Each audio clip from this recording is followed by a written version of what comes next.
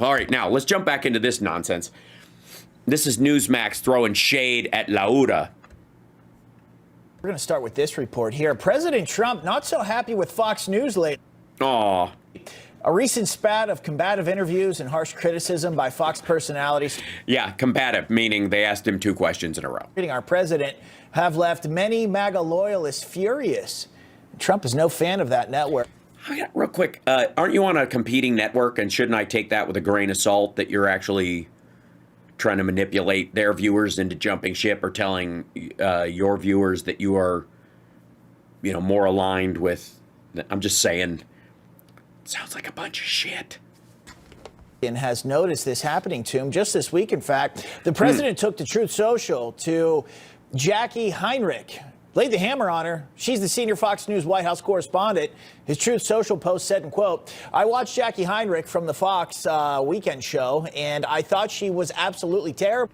I'm glad he's working. While Hegseth is leaking national security plans, Trump's at Mar-a-Lago over the weekend watching fucking Fox in the mornings. She should be working for CNN, not Fox. Not surprisingly, I later found out that she's a fan of the White House Correspondents Association. She's a member of the White House Correspondents Association. She has reporters that are a part of it, and she also oversees them, I guess, as part of her job. Fox News host Laura Ingraham also. Excuse me, it's pronounced Laura Ingraham. Just trying to make them nervous. The attack, grilling President Trump. Seen here describing Trump's penis. She got a glimpse of it going into the pool, interestingly enough. I'm kidding. She's reenacting an exchange she had with Tucker Carlson. Interview that surprised. Where they both talked about Trump's penis. Many of the viewers here. Let's take a look at it. You're tougher with Canada than you are with some of our biggest adversaries. Only because it's meant to be our 51st Street. Okay, but but listen to this for a second. We need their territory. They have territorial advantage. We're not going to let them get close to China. We have a very big deficit with Canada, and there's no reason. Much more. We have much more. I don't think so. Yeah, that was so good. I don't think so. Not only did she interrupt him, talk over him, disagree with him, but she did it while being a woman. And guess what? Democrat media, they were quick to praise Ingraham for her line of attack, while at the same time, the president's supporters have been critical right back at her. This expo saying Laura Ingraham was... Really? So we're citing Johnny MAGA's X account?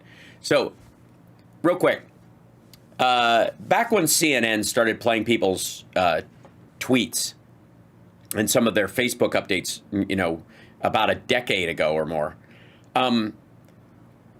it was like ringing the dinner bell for both internet trolls, the Baba Booey crowd, and the pranksters, and foreign influencers who realize all you got to do is set up an account called, I don't know, Johnny fucking MAGA, and some dipshit will put it on the air as a real account worthy of paying attention to.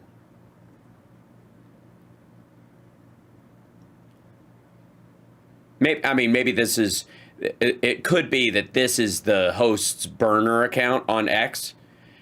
But otherwise, how do you know this isn't just like the CCP running a bank of fucking computers, and this is just one of the many attack points it uses? Combative tonight with Trump. Not a good look. And it doesn't stop there either. Fox. Really? I thought if you're going to dedicate a story to this whole thing, I thought maybe it did stop there. The anti-Trump strategy. Trump strategy? I know. Happens to anybody. It's the Trump strategy. This guy's a professional. He speaks for a living. Hold on. Look. And it doesn't stop there either. Fox's anti-Trump strategy. It spilled over to the president's team as well. Let's watch. You can call Weissman names, and he can call you names, and that's what's great about living in America. This is a tit for tat with Weissman. This is a tit for tat with Weissman.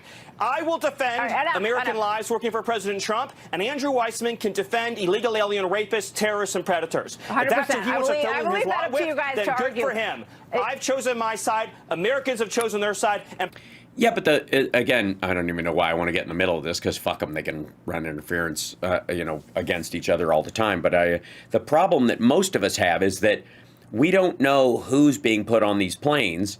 And when asked, there's a whole bunch of trust me, bro. And in a couple of cases, it's very clear that these were not criminal aliens. And in some cases may have been people with legit visas or green cards.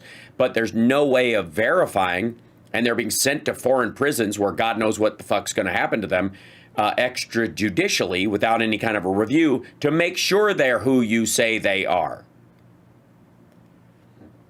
If they're really these monsters, then why wouldn't you want? I don't know why you wouldn't want to fucking parade them like Hamas does with hostages.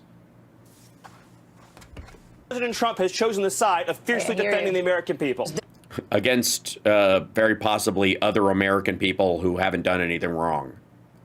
Trust me, bro. First thought it was just about trade. Then they thought it was just about fentanyl.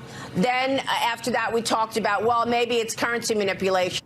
Or could just be bullshit, Maria. How do you have a problem like Maria?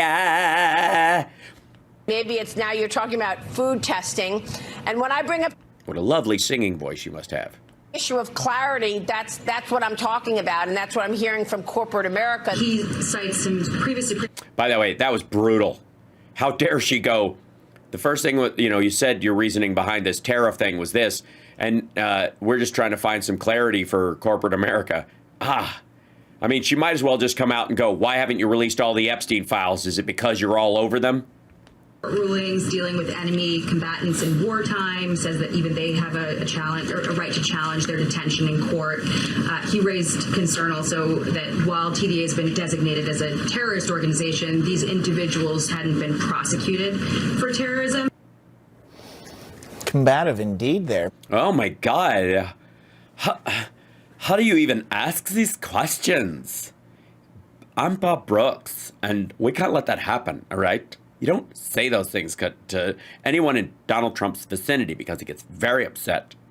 And when Daddy gets upset, we end up with eating macaroni and cheese off the floor, and there's wine all over the walls. I don't like it. Outlets are already noting the uncivil war between Fox and the White House. Uncivil? Dude, they didn't strap on fucking bayonets. Simmer down.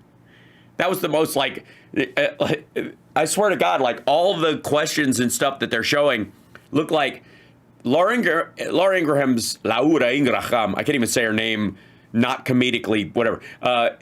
Her interview seemed like a 60 Minutes interview with John Patrick Moynihan or fucking Ford or something back in the 70s or 80s. You know what I mean? And the rest of them were just kind of standard.